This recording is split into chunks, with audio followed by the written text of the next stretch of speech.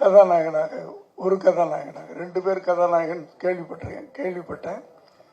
ஒன்று அன்பர் பிரபு சார், 2வது வெற்றி. பிரபு சார் நிறைய வெற்றிகளை பார்த்துட்டாரு. வெற்றியை பார்க்கணும்.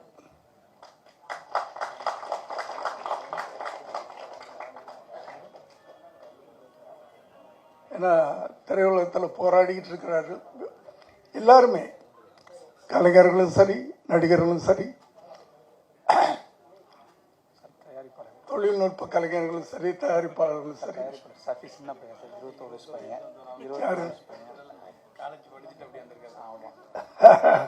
ஒரு தயாரிப்பாளர்ன்றாங்க, குழந்தை மாதிரி இருக்காரு.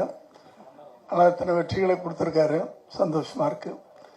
அதனால எல்லாருமே வெற்றிக்காகத்தான் நம்ம உழைச்சிக்கிட்டு இருக்கோம், போராடிக்கிட்டு இருக்கோம். இன்னைக்கு மேடையில் இருக்கிற என்னுடைய பாலிய நண்பர்கள்லாம் ஒரு சிலர் இருக்காங்க, எதிர உட்கார்ந்துருக்காங்க. எல்லாரும் போராடி வெற்றியை பெற்றவங்க தான். அதனால நிச்சயமா இன்றைய போராட்டம் நாளைய வெற்றி. அது சில விஷயங்கள் எல்லா இடத்துலையுமே சொல்லுவோம். நேற்றைய தொண்டன் இன்றைய தலைவன், இன்றைய தொண்டன் நாளைய தலைவன் ஒரு விதி இருக்குல்ல, அது மாதிரி இன்னைக்கு நம்ம உழைச்சோம்னா நாளைக்கு நல்லா இருப்போம். நேற்று உழைச்சதுனால நான் இன்னைக்கு நல்லா இருக்கேன். இவ்வளவுதான். உழைப்பு தான் ஒரு மனிதனை உயர்த்துவது, வேற எதுவுமே கிடையாது.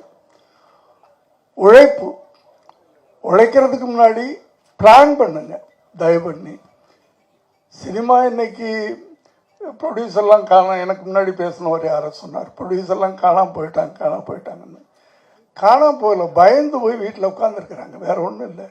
படம் எடுக்கிறதுக்கு பயந்து போய் இந்த உட்காந்துருக்காரு.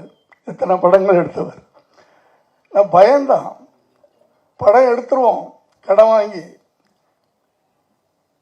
ஆனால் அந்த எடுத்த படத்தை ரிலீஸ் பண்ண முடியுதா, அதுக்கு நமக்கு தியேட்டர் கிடைக்குதா, அங்கேதான் தடுமாறுறோம் நம்ம.